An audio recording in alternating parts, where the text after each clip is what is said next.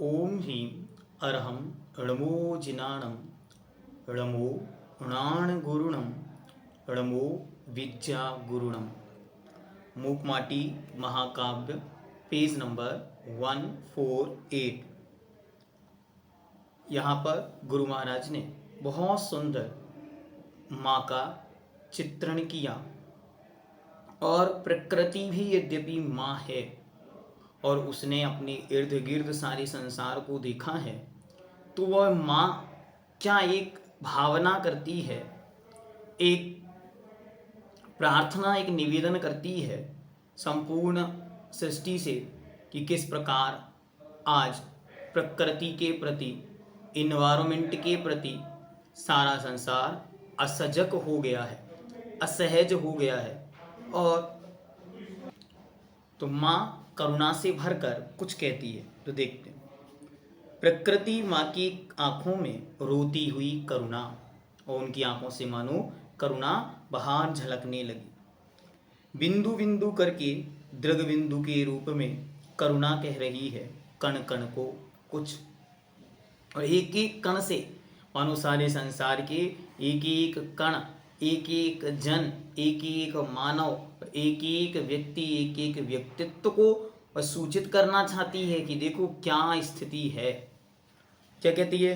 परस्पर कलह तुम लोगों में बहुत हुआ, वह गलत हुआ। परस्पर कलह हुआ तुम लोगों में बहुत हुआ, वह गलत हुआ।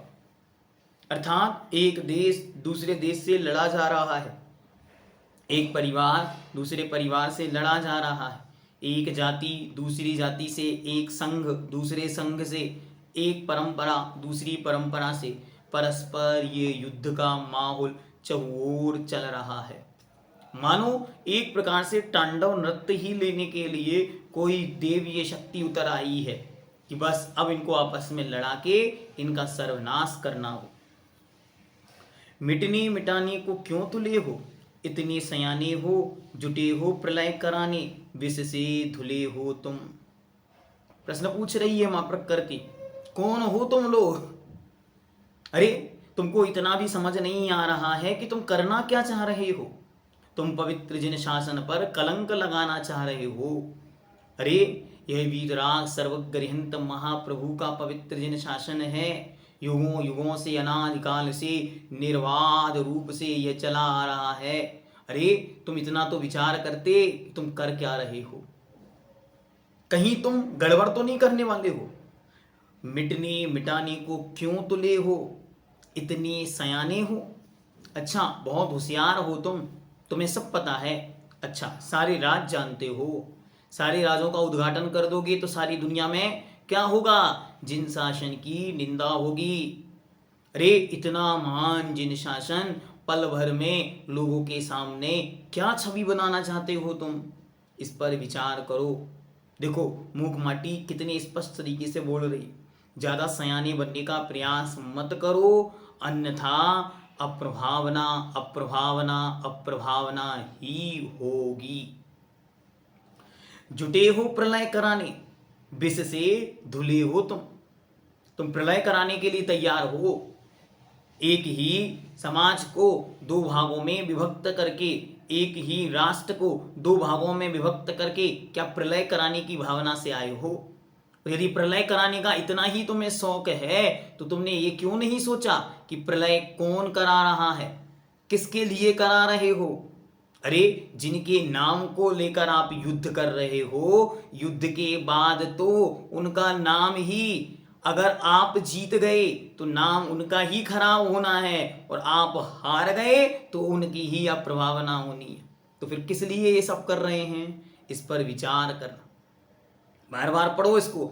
मूकमाटी पृष्ठ नंबर 149।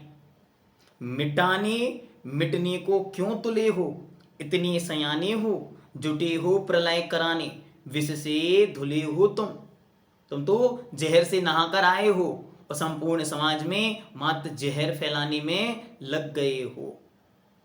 ये बात ध्यान रखो। यदि सारे राज यूं खुलवाओगे सब कुछ खुल जाएगा, लेकिन ये बतलाओ खुलने के बाद नाम किसका खराब होगा, अप्रभावना किसकी होगी? किसके नाम पर आप इतना सब कुछ करना चाह रहे हो?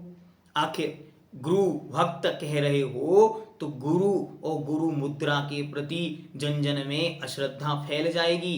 इस पर विचार क्यों नहीं करते?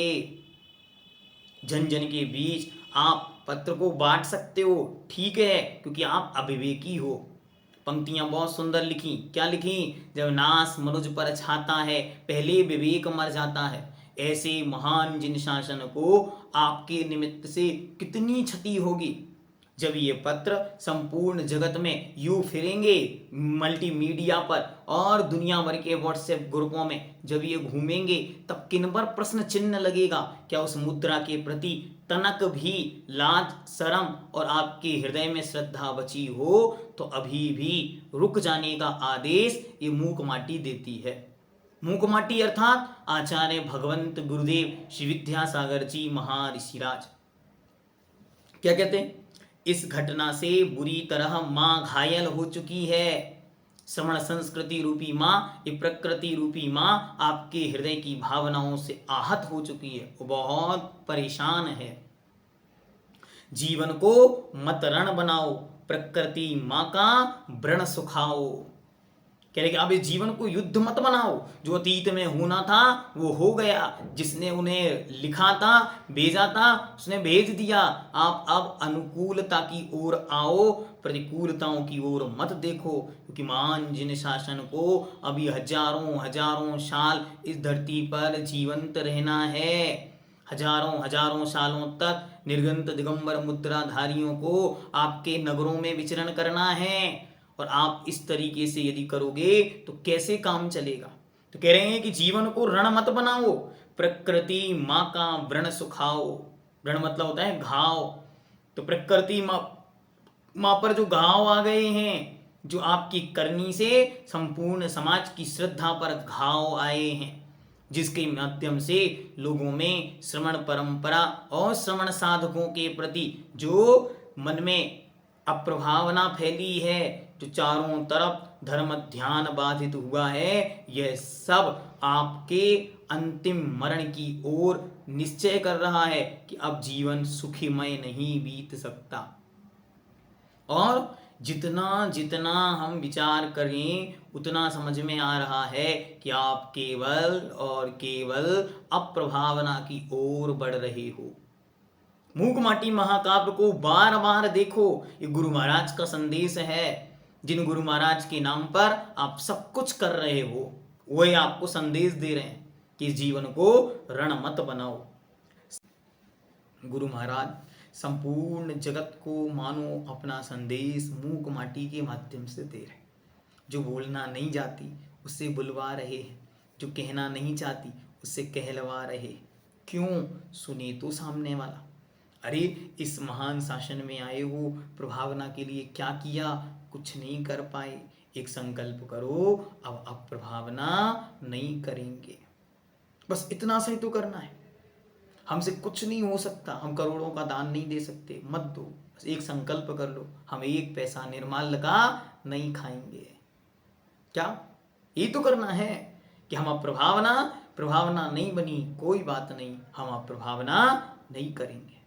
हम एक क्षण के लिए भी वो कार्य नहीं करेंगे जिस महान शासन में धब्बा लगा दे। एक क्षण के लिए भी वो काम नहीं करेंगे जिस महान शासन को कलंकित कर। अरे देखो, अगर आपको इस शासन के प्रति महानता का अनुभव ही नहीं है तो फिर आप कैसे जैन हुए? विचार करें। ओम सिद्धम।